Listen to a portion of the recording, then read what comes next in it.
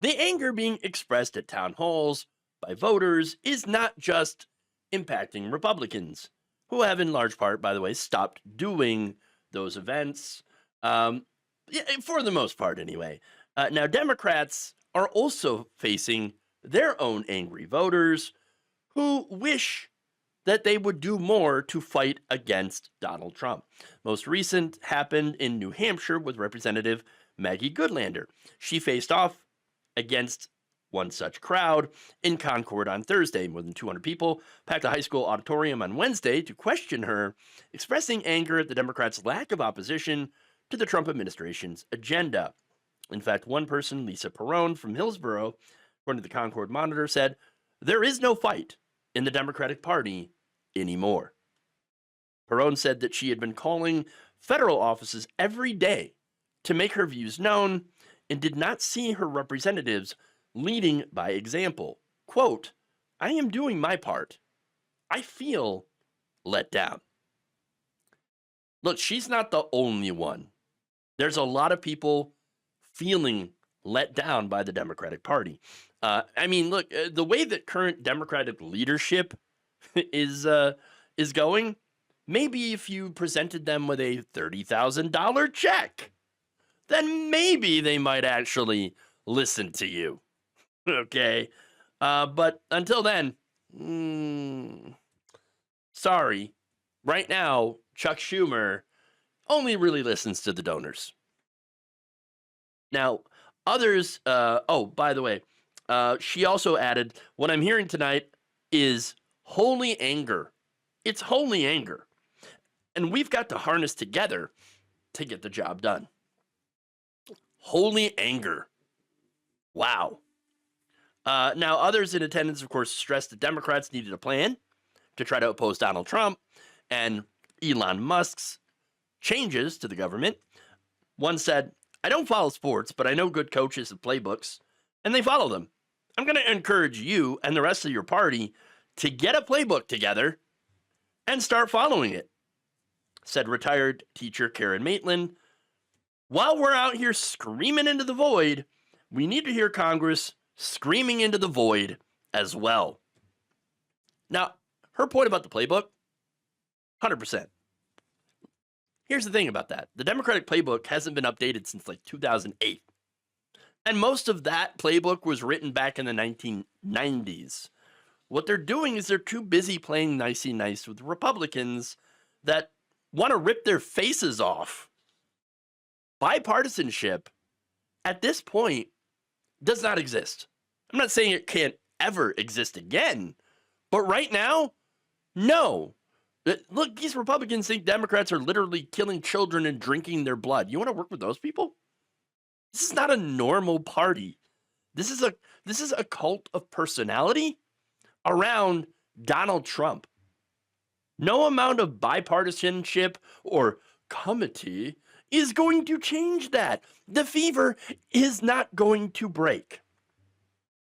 Especially since that fever won Republicans the White House, the House, the Senate, and the Supreme Court. If you're winning, why would you want to change? Why would you want to work with the Democrats? And see, that's the problem here, okay? Democrats get a majority and they bend over backward to accommodate Republicans. But Republicans, when they're in charge, they steamroll Democrats every single chance they get. And we watch that and we see that, and that's why we're angry. Many of the attendees at this town hall had expressed anger at the state's Democratic senators, who voted for a Republican and Trump-backed government spending bill to avoid a government shutdown last week. Now, Goodlander was in the House. She actually voted against that CR. She's out here she's catching strays, okay? And so, yeah, you got these Democratic senators that betrayed the House because the House actually stood up and said, "We're not going to vote for this piece of crap. This is horrible." But the Democrats in the Senate were like, "Actually, we will vote for this piece of crap, and we'll vote for it happily. We will take these. We will take this piece of crap and we will put it in a sandwich. No, no, you don't want to do that. Now, as I said, Goodlander, when that bill was on her desk, she told the Monitor, this is another partisan stopgap by Republicans that include no protections for Social Security, Medicare, or Medicaid. We've got to use every tool we have. We have to create leverage wherever we possibly can, create it to fight this fight. Goodlander told the audience, our Constitution is being tested like it's never been tested before, and we've got to be clear and completely relentless in the way that we are governing. So as I mentioned, though, all right, Goodlander, not really the problem. That said, she did say, well, bipartisanship is great, though. I'm going to work with anyone who works with me. All right, well, again, I think she's kind of missing the point here. You might want to walk that one back, because there is a poll showing that most Democrats are not interested in working to help Donald Trump's agenda. Back in 2017, and this is what's interesting, right? 59% of Democrats said that they did want their congressional Democrats to make compromises with Trump in order to gain consensus on legislation.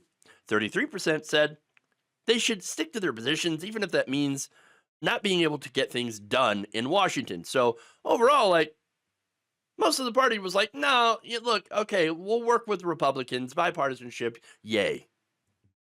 That was Trump 1.0. Back then, Trump was seen as an aberration, a fluke, something to not take seriously. This is different. He won again by a larger margin this time and has systematically attacked the government. And so, look, it's much more serious now.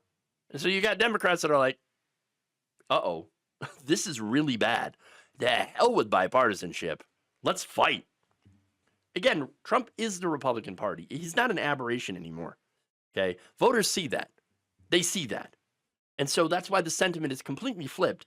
Almost 2/3 of Democrats, 65%, said that they want congressional Democrats to stick to their positions, even if that risks sacrificing bipartisan progress. And just 32% want them to make legislative compromise with Donald Trump. So this is pretty clear. Voters are saying, fight Trump, fight him.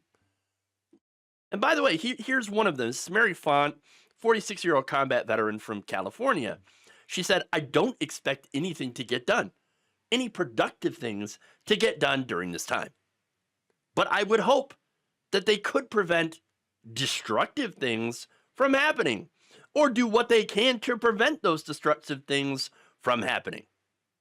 So understand that, yeah, we're not going to get anything done. Well, that's exactly what Republicans did. They made sure that nothing would get done, nothing productive. Now, the only difference is we need to make sure, Democrats need to make sure that nothing destructive gets done. And that's it. Stopping the destruction. And yes, that means be an opposition party. And that's the message from Democrats, from Democratic voters. Either be the opposition party or get out of the way for people who want to actually fight. Thank you for watching. If you enjoyed this video, please like, share, subscribe, hit the bell icon in order to get notified whenever a new video is released.